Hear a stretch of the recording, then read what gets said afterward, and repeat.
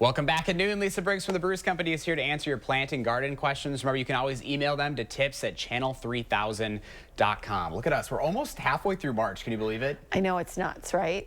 This year is crazy. It's almost St. Patty's Day. That's Pansies. some great colors right there. Yeah. Yeah, pansies. We've got pansies in the garden center. One of the first signs of spring is when the pansies show up. So they're here. We've got bowls, hanging baskets, and single 4-inch. So giving us that hope for warmer weather, right? It's coming. It's coming. I mean, it's coming. It is nice the next couple of days. It's going to be that roller coaster. It is going to be. It's like a seesaw this year. It really is. All right, we have a lot of questions to get to, so let's get right to it. Bonnie asks, when is the best time to spray poison ivy, and what should you use that will kill it? So I think rather than spraying poison ivy, it's better right now that if you cut it back and then you put brush or stump kill on those newly cut surfaces with like a little foam brush. As the plant starts to emerge, it will take that chemical in and it will kill it without having to use spray. Spray is kind of difficult just because when you spray, it goes everywhere. And you're probably going to have to spray it more than one time, and that makes it difficult to keep that away from other things. Next question from Carla. Is it too easy? Are you getting a call over there? I am. I'm ignoring it. No. You're popular.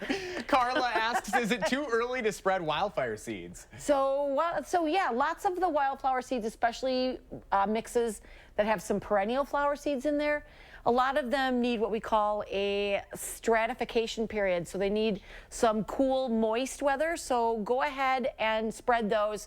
Just make sure that if it's a new area that you're going to rake it clear of any debris. And once the seeds come out, you'll have to be watching for, you know, things that are not seeds, that are not the seeds you want. They're just random weed seeds that are there. But you can go ahead and sow a lot of that stuff now. All right. Next question has no name, but this is the first year so-and-so has had roses to deal with this spring. I covered them with styrofoam this past winter, but now I'm wondering, do I cut them or trim them back this spring when I uncover them, or is it different because our weather was so different this year? So styrofoam covers tend to keep things under there warm and moist. And so when we have days like today and tomorrow, then it's going to create sort of a humid environment that might foster some mildew or fungal development. So on days like today, you're going to want to take that styrofoam off, but don't put it away because, what did I see? Nights at 26? Yeah. If there's any new growth, if when you uncover them, there is no growth on them, so you just see little tight buds, you can probably leave it off. But if you have some growth that's emerging, especially if it's more than like a ½ an inch, then you're going to want to recover those at night. All right, next question from Jim. Jim says, we have a chive plant last summer and never did anything with it. It was covered by snow and frozen all winter. Guess what? It is coming back. Is this normal? So chive plants are hardy herbs here in Wisconsin, along with things like thyme, sometimes tarragon, definitely oregano and chives. And those are fine to keep using, and that's perfectly normal that it's coming back. The only one that when it comes back that's not super usable is parsley. Parsley is sometimes hardy here, but it gets really woody and not very tasty.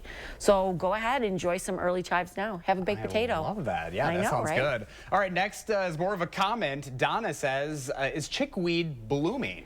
Okay, so I saw this question online, and it was a little longer online. Her chickweed is blooming, and she wants to know what to spray it with. So there is a Weed Be Gone product that is formulated for things like chickweed and Creeping Charlie. So you can go ahead and spray that once the days are like reliably 40 to 50 without super cool temps. Depending on the herbicide you're using, they all have like varying degrees of when it's the most effective. And so look at those, at the products, read those back labels and see when is the best time to use those particular herbicides. Lots of good questions today. Yeah. People are thinking spring. Yeah. We Lisa, all are thinking spring. Yes, I know. I love it. Thank you, and happy St. Patty's Day. We got our green on today. That is true. Yeah. And I didn't even do it for St. Patrick's Day, but I'm glad I'm coordinated. We were just two minds thinking alike. As always, thank you.